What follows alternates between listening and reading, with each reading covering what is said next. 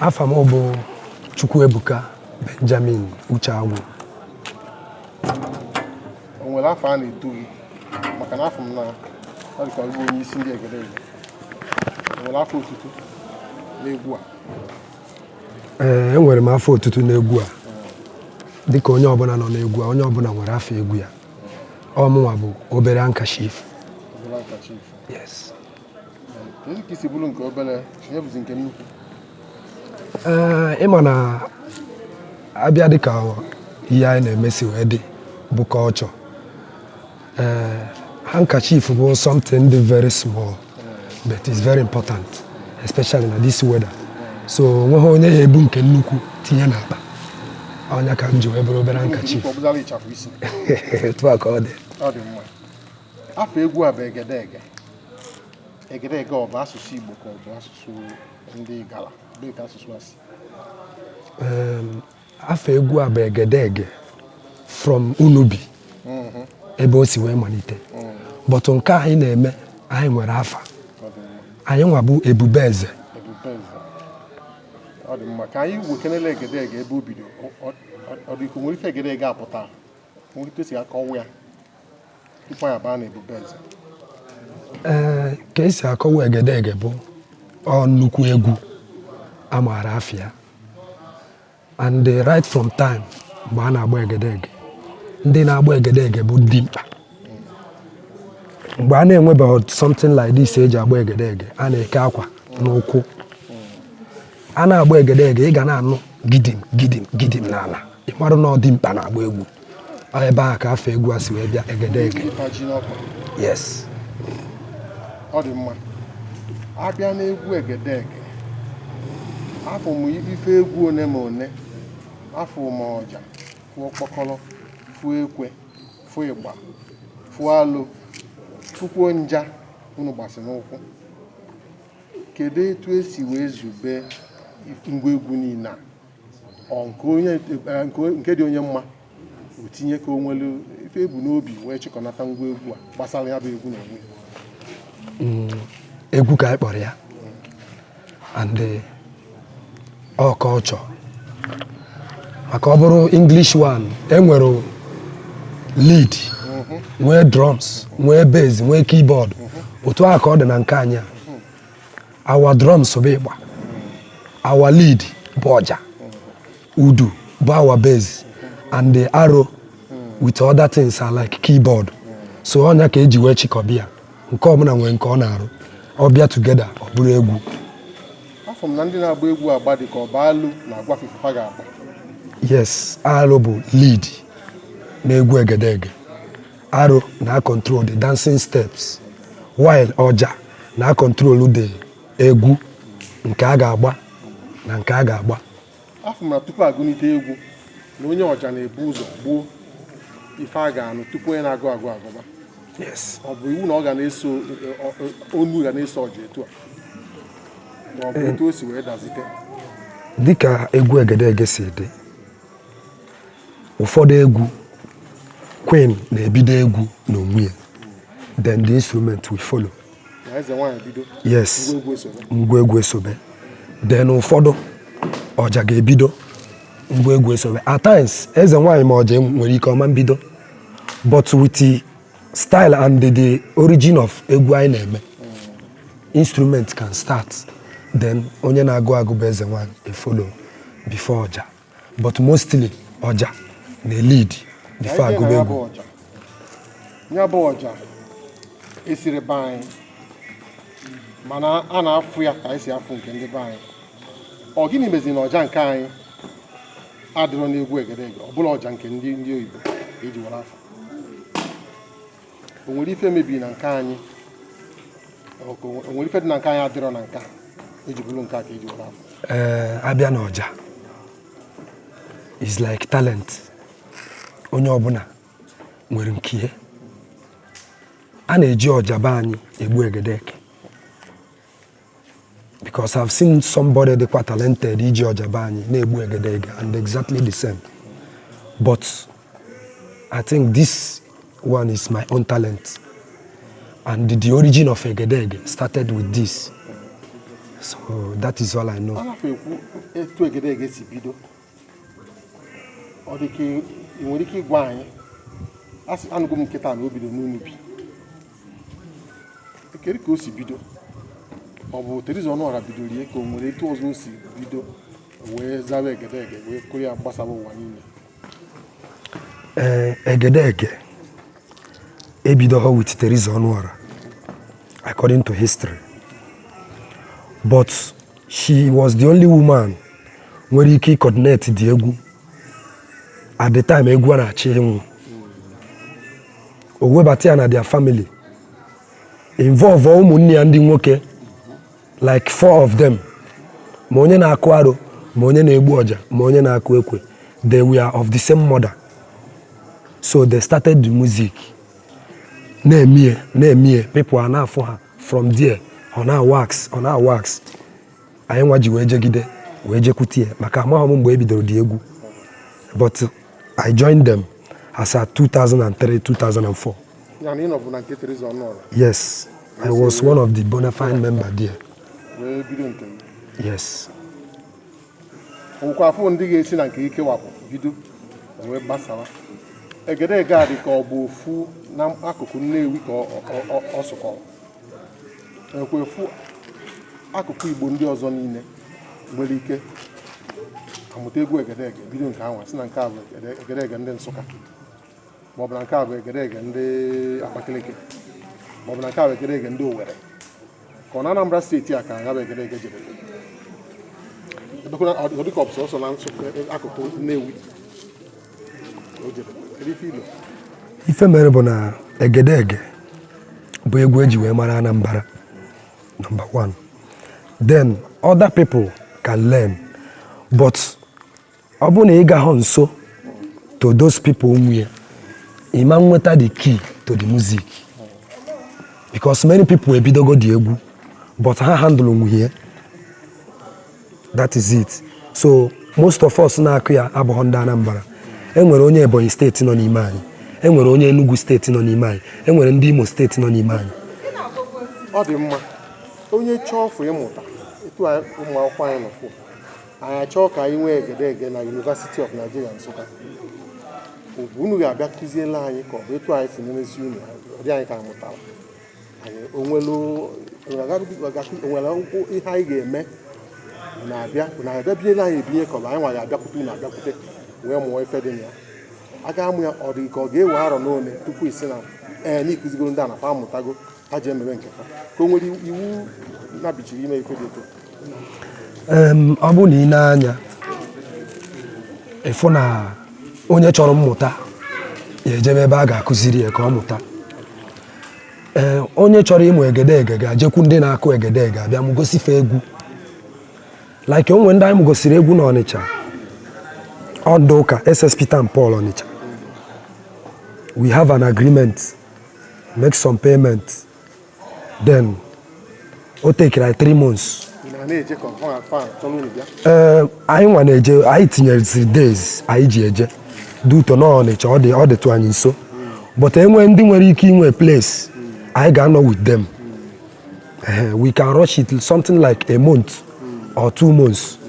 Ha mụtaga egwu, then ha na-emere ha sa n'onwe ha, anyị nwa bịa na-evisit ha until they are perfect. Famụta ya, fa na-agụkwa ya n'onu Nnewi ka fa ga-agụgharịzi ya n'onu nke fa.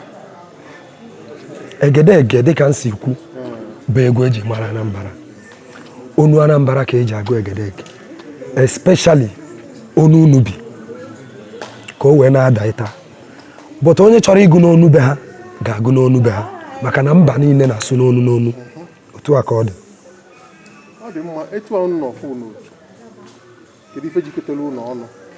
Etu ịkpọ ọfụ na unu si ebe dị iche iche. Ọ bụ egwu a jikọtara ụlọ ọnụ, ewepụ egwu a, enwere ife ọzọ jikọtara ụlọ ọnụ. Enwere ife ọzọ ga-aba asị na ọ tọrọ atọ. Mmadụ ga-eji balụ mmadụ olu kezi ọ bụ n'ezinụlọ. Ka ọ bụ ezuru na-agbasi egwu, onwe ife eweta ekesa onye ọbụla anasa. Bọsị egwu gasa ihe niile agasa. Through the egwu, anyị form organization, anyị ji enyere onwe anyị aka. Cooperative society. Yes, which na anyị na-enwe meeting at least twice in a month. Then after the meeting, anyị eme rehearsal. Anyị ji enyere onwe anyị aka. Like onye chọọ ije nụta nwaanyị na ndị anụbeghị, ma ọ bụ onye na-graduate, ma ọ bụ onye na-akwụ ụzọ or something like that. Anyị ga-anọnyere ya as member. Ọ chọkwa ka anyị tinyere ya egwu. Enwekwa some little demand ọ ga-emere anyị as a group. Anyị abịa tinyere ya egwu. Ọ bụghị ọsọ egwu a. Ọ bụla ị chọrọ ibido afịa ma ego ezusiri mana ọ bụ onye otu egwu na nwekunu ga-esi kwado ya ka o bido. Yes, anyị nwere pause. Ọ bụrụ na ife anyị ga-emenwu yes, ọ bụrụ ịgbazinye ego, we can do it. That is why anyị ji wee bụrụ one society. It's just that na egwu a ka anyị ji apụ. Kedu etu unu si ezube ịfụ na nnube isi dị n'otu? Maka ifugofu ka anyị kwuru n'ekwe mgbe a jighị ezukọ mana ezukọrọ mgbe ahụ agawa etu a ọ dịkwa m ka ọ nwere ike imebi ife etego maka ebe ọ bụ na onye kpọọ unu onye unu ego unu ekwuo mgbe unu ji ga-abịa unu abịarazi mgbe ahụ unu emebiri onye ahụ ife n'ime unu. Ama m na ọ bụrụ mmadụ ncha bụ ndị na-abịara n'oge, ndị a magolo arụ abịaghị n'oge, nwekwara ife unu na-eme ịfụ na fada emebiri unu ife unu. Anyị nwere iwu na this group which na most of them they are related today were fine to pay. Ọ ka isi eme due to na right from origin ndị bụrụ ndị isi na-abịa late. Most of them na-ejecha their business for the day due to na a na-ewe ọ bụrụ ebe eji ebere ya anyị ebido tibe egwu as from 12 or 1, but we are not them. So anyị nwere rules and regulation na-guide anyị ji eje na-abata ka ọ wee ghara imebiri anyị ife. Ikwugo ofu osi ndị isi ya na ọ bụrụ ofu onye isi ka unu nwere. Ọ bụrụ ofu onye isi ka anyị nwere. Kedu etu esi anọ n'isi? Ọ bụ onye tọsịrị ka ọ bụ onye bụ ụzọ banye n'otu ka ọ bụ onye arọlụ nọ ya bụ onye isi? Kedu etu esi eme isi? Abịa na nke ndị isi, anyị nwere elderly people in our midst and we respect them. Ha so n'egwu. Somebody like onye na-akụ arụ and onye na-akụ ịgba with eze nwanyị. They are the most elders anyị nwere and we respect them. Then abịazie na ọrụ ekere na the group, something like chairman, provost or welfare was elected within the members, and those people now function as the elected people and enye ha their respect ka the group wee kwudo. So onye ọbụla bụ onye isi appointee a na-respect ya ka the group wee nwee ike na-aga n'ihu. Ịma na otu ọbụla ego na-abata, ego na-abụkarị ife na-eso okwu ka esi eke ego onye gbakarịsịrị ka ọ bụ etikarịsị inye ka o were etu esi zube na-enweta ego onye nke ịga aka nke ọzọ na-eso ka ọ bụ ma nke eturu etu ma nke akwụrụ akwụ. Kedu ka unu si eme ịfụ na ọ bụrụ ego gasara otu a? Ịma na ebe a bụ isi sekpụ ntị maka na ego bụ mgbọrọgwụ ife ọjọọ. Na-edozikwa ife. Anyị nwere ka anyị si eke ego according to ka ọrụ onye si wee dị na the group. Enwere fixed price a na-akwụ onye ọbụla na the egwu. Ọsọgodi anyị nweta 1 million. After that payment, the rest is going to our account. That is how we do it. N'ime ndị na-eti egwu eti ka ọ bụ onye na-agụ agụ ka ọ bụ ndị na-agba agba ka ego fakasị. Dịka ọrụ onye si dị, ịbịa n'anya n'egwu, ndị na-akụ akụ like onye arụ na onye Igbo and the queen ka ego fa na-akasị due to their work na the egwu. Ọ dị mma, ọ nwekwara ka o si abụ onye ikezi ọ bụrụ na onye ike gwụrụ sị na ya chọrọ zụkwa n'isi jebele onwe ma ọ bụ ikezi ọ bụrụ na o nwego ife gbasara ezinụlọ eburu gị aka nke na ọ dị abịazi mgbe a na-amụ egwu ma ife ndị ọzọ sị na ya esoro onye ike gwụrụ can go. Like onwego ndị so anyị na-egwu a, most of them na outside the country. Anyị ama njide fa na ha ya nọ n'eti egwu. Then enwekwara just a man, he's our patron now, onye Nnewi. o sobu n'egwu anyanwa na-akụbu dị arụ but ike adọzie ịghọtago so but ọ ka bụ awa memba ọ na-anata egwu sorokwa anyị jee kwadokwa egwu o nwere ike o display oke ike kwerie the another person will come and take over.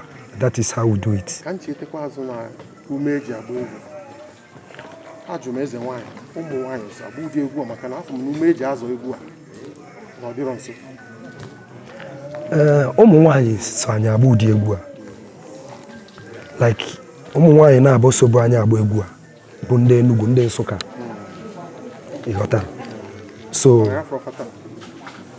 ha nọ school one of them were quiz today ọ nọ final year so nwaanyị so anyị agba egwu bụkwa nwaanyị nwere ume nwoke maka egedege bụ egwu ike egwu okorobịa. Yes. Onye ifepugoro n'arụ ụdị anyị fa mara ife na onefugolo mmadụ n'arụ ọ gafe azụ nwa ụdị egwu ahụ ekwube nke ife ịpụrụ arụ ọgụnwa maka o si pụụ n'arụ ma ọ bụ ma ụdịghị na-emekwa egwu anyị a like ị ga-atụ unu bi na grupu unu bi na enwecha mens like you nọ die tete ka nọ na and ha na-eji egwu na-agba egwu na-anakwa anyị bịa na ife unu yi n'arụ afọ m na agwọ ọcha unu ka nke ekelere nke eji wee gbazi kpa mgbado dị n'ụdị nke ya ụmụ mgbacha nja n'ọkpa yiri aka n'olu ụfọdụ gbarụ ọtọ ụfọdụ kelere n'isi ụfọdụ yi akpụkpọ agụ mọsị o nwere ife unu bụ n'obi karịa ịchọ mma dị n'ekike ahụ onweghị it's just a cultural music so anyị chọrọ ime ya ka ọ bụrụ pure culture. Most of these things now anyị ji aka anyị arụ ya nke a na-aba akpa nke a na something from ngwọ nke a akwụkwọ akị oyibo ọ mmadụ kpara ya nke a bead so anyị chọrọ ime ya ka ọ bụrụ pure culture. That's why o ji wee dị like this. Enwekwa some other costume na-adịghị ebe a with us.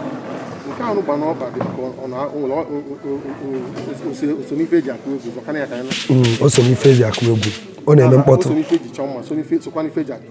Yes. Ọ bụrụ ofu ị na-agba n'egwu ị na-anụ ife na-azọ n'ụkwụ ọ na-aha ọ dị m afụgo m n'ife niile dị n'egedege egwu ma ndị na-agba agba ma ndị na-akụ akụ ma ife eji akụ ya daalụ rinne iletekwala anyị afa ọzọ. Afa m bụ Chukwuebuka Benjamin Ucheagwu. Abụ m onye Imo steeti onye Ọlụ but ebi m Anambra steeti. Abụ m onye Amaazụ na Ọlụ n'Imo steeti. Ebi m Ezinifite Agụata.